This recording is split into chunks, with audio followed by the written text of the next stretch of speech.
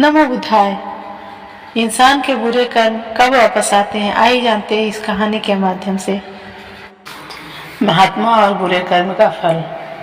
बहुत समय पहले की बात है। एक गांव में एक महात्मा जी रहते थे।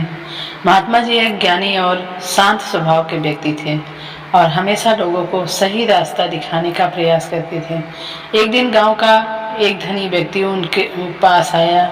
वह व्यक्ति महात्मा जी से बोला, महात्मा जी, मैं हर समय दूसरों को परेशान करता हूँ, उनसे झूठ बोलता हूँ और मेरे मन में हमेशा दूसरों के लिए ईर्ष्या रहती है, लेकिन मुझे कभी कोई सजा नहीं मिली। मुझे ऐसा लगता है कि मुझे बुरे कर्म करने के बाद भी मैं सुखी हूँ। क्या सच में बुरे कर्मों का कोई असर नहीं होता?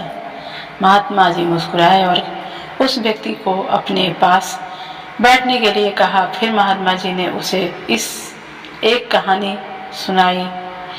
बहुत समय पहले एक राजा था जो अत्यंत क्रूर और स्वार्थी था। वह अपने राज में लोगों पर अत्याचार करता था, निर्दोष लोगों को कष्ट देता था और उनके धन को लूटता था। लोगों के लिए उसका जीवन एक आतंक की तरह था और सभी उसके अत्याचारों से तंग आ चुके थे। लेकिन राजा ने सोचा कि उसका जीवन सुखमय है और उसके बुरे कर्मों का उसे कोई दंड नहीं मिलेगा। महात्मा जी ने फिर बताया कि समय के साथ उस राजा का राज्य धीरे धीरे कमजोर होता गया। उसके सैनिक उसे छोड़कर जाने लगे और उसके कई मंत्री भी उसका साथ छोड़ गए। पड़ोसी राज्यों ने उसकी कमजोरी का फायदा उठाया और उसके राज्य पर हमला कर दिया। अंततः वह राजा पूरी तरह से एकाकी हो गया और राज्य से बाहर निकाल दिया गया। आखिरकार उसकी मौत एक असहाय और कष्टमय स्थिति में हुई।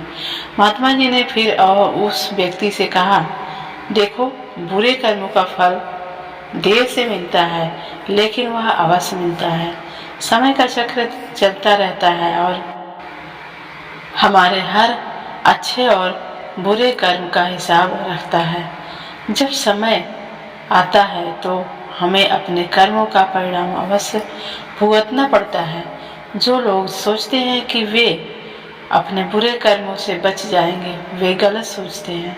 संसार का नियम है कि अच्छे कर्मों का फल हमें सुख के रूप में मिलता है और बुरे कर्मों का फल हमें दुख के रूप में मिलता है। धनी व्यक्ति की आंखें खुल गई। उसे समझ आ गया कि अब तक वह गलत सोचता था और उसे अपने कर्मों का फल एक दिन अवश्य मिलेगा। उसने महात्मा जी से क्षमा मांगी और अपने जीवन को बदलने का संकल्प लिया। उसने निश्चय किया कि अब से वह अच्छे कर्म करेगा और दूसरों की भलाई के लिए कार्य करेगा। इस कहानी से यह शिक्षा मिलती है कि बुरे कर्मों का परिणाम देर से आता है, लेकिन वह अवश्य आता है। इंसान को अपने कर्मों का फल एक दिन अवश्य भुगतना पड़ता है, चाहे उसे कितना भी समय क्यों लगे। इसलिए हमें सदैव अच्छे कर्म करने चाहिए ताकि जीवन में सुख और शांति बनी रहे। कहानी कैसी लगी कमेंट में बताइएगा और हमारे इस चैनल को सब्सक्राइब करिएगा।